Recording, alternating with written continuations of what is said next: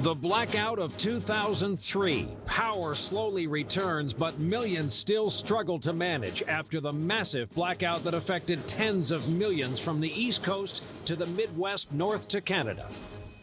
The cause, how could this happen? There were warnings. People running the power grid now facing hard questions.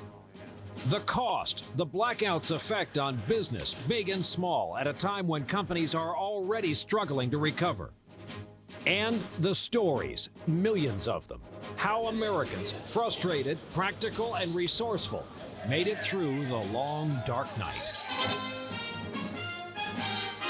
From NBC News World Headquarters in New York, this is NBC Nightly News with Tom Brokaw. Substituting tonight, Brian Williams. Good evening. A special welcome to our viewers on the West Coast this night after. It was massive, it was sudden, and it was a history maker. The single largest power outage ever in North America. It brought much of modern life for about 50 million people to a complete halt. It made for a hot night, and the blackout of 2003 continues tonight across a huge stretch of territory from New York west to Michigan and north to Canada, affecting millions still this hot summer evening.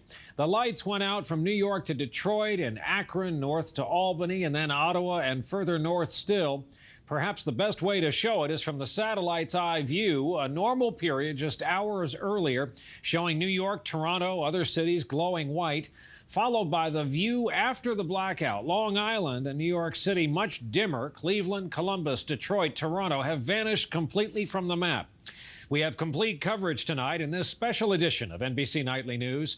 The outages that remain, the fallout, the blame, the economy, and the politics now emerging. We begin here tonight with NBC News correspondent Carl Quintanilla in New York's Times Square tonight. Carl, good evening. Good evening to you, Brian. It is a marked contrast from just 24 hours ago. The lights of Times Square are on tonight as New York and the Northeast struggle to get back to normal. The aftershocks of the biggest power failure in North American history were still being felt today in New York and around the Northeast Corridor in Canada. Just after 4 p.m. yesterday, it took only 9 seconds to shut down 100 power plants, from Ottawa down to Cleveland and as far east as New York. 500,000 miles of transmission lines, affecting 50 million people, leaving Cleveland with no running water.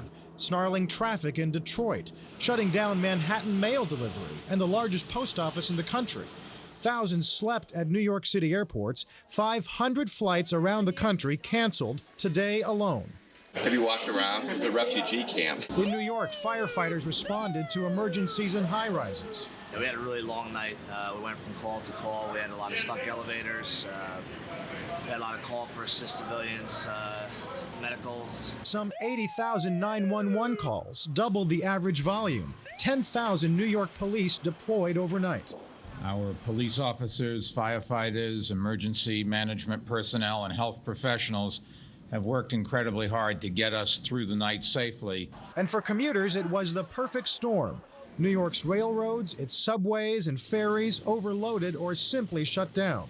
Hundreds of thousands of travelers would normally be racing through Grand Central Terminal here, but with the clocks frozen, the air conditioning out, and the limited train schedule being announced by Bullhorn, they're standing still. First stop Stanford on track 33. In Toronto, subway service won't be back before Monday, and already there are questions there of who's to blame. U.S. officials initially accused a mishap at a Canadian utility plant. Today, the mayor of Toronto fired back. Tell me, have you ever seen the United States take blame for anything? This is no different. A U.S. congressman has already planned an investigation, but that probably won't provide answers for months. In the meantime, the lights will be back on Broadway tonight, like much of the Northeast, finally coming out of the dark. In fact, we've confirmed with Con Ed, the utility that serves New York City, that power's been restored to about 90% of New York City residents. Brian? Carl Quintanilla in Times Square for us tonight. Thanks. And now to the question everyone wants the answer to. How did all this happen? Another image of how it unfolded from a company called Genscape that provides real-time power supply information. You can see the images turning from green, meaning fully online, to yellow, meaning danger, to the dreaded red, offline. NBC's Lisa Myers tonight on the theories and the effort to get some real answers. Tonight, investigators are focusing on problems in transmission lines in Cleveland and a strange power surge in Lansing, Michigan as possible factors in the blackout.